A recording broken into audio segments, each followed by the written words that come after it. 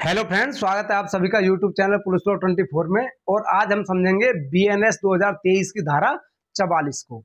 धारा 44 के अंतर्गत है घातक हमले के विरुद्ध प्राइवेट प्रतिरक्षा का अधिकार जब किसी अन्य व्यक्ति को भी अपहानि का जोखिम है। तो आइए समझते हैं धारा 44 को। धारा 44 घातक हमले के विरुद्ध प्राइवेट प्रतिरक्षा का अधिकार जबकि निर्दोष व्यक्ति को अपहानि होने का जोखिम है।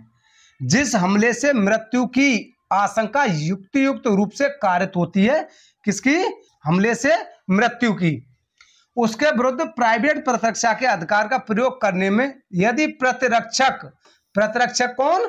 जिस पे हमला हुआ है, ऐसी स्थिति में है कि निर्दोष व्यक्ति की अपहानि की जोखिम है के बिना वह उस अधिकार का प्रयोग कार्य साधक रूप से नहीं कर सकता है, तो उसके प्राइवेट प्रतिरक्षा के अधिकार का विस्तार वह जोखिम उठाने तक होता है। तो इसका एक एग्जांपल समझते हैं। कौन सी कंडीशन है ये? का पर एक भीड़ द्वारा आक्रमण किया जाता है जो उसकी हत्या करने का प्रयत्न करती है, वह उस भीड़ पर गोली चलाए बिना प्राइवेट प्रतिरक्षा के अपने अधिकार का प्रयोग कार्य साधक रूप से नहीं कर सकता है और वह भीड़ में मिले हुए छोटे छोटे शिशुओं की अपहानि करने की जोखिम उठाए बिना गोली नहीं चला सकता है। यदि वह इस प्रकार गोली चलाने से उन शिशुओं में से किसी शिशु को अपहानि करे तो का कोई अपराध कारित नहीं करता है।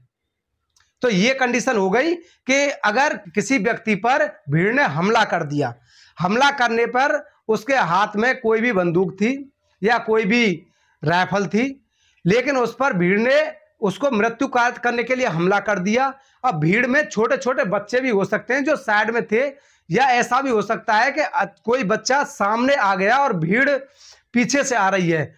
अब वो अपना बचने के लिए भीड़ पर गोली चलाता है, लेकिन भीड़ पर गोली चलाने से पहले ऐसा हो सकता है कि उसका जोखिम है कि बच्चे को भी गोली लग सकती है, परंतु वो गोली चलाए बिना अपनी प्रतिरक्षा नहीं कर पा रहा है और उसने गोली चलाई और बच्चे की मृत्यु कारित हो जाती है। तो उस कंडीशन में उसके द्वारा कोई अपराध कारित नहीं किया गया है, क्योंकि उसने अपने प्रतिरक्षा के प्राइवेट प्रतिरक्षा के अधिकार में गोली चलाई थी और वो जोखिम उठाए बिना अपनी प्रतिरक्षा नहीं कर सकता था। ये कंडीशन है। अगर धारा समझ में आई हो और वीडियो पसंद आए हो तो चैनल को लाइक करें, सब्सक्राइब करें। Thank you.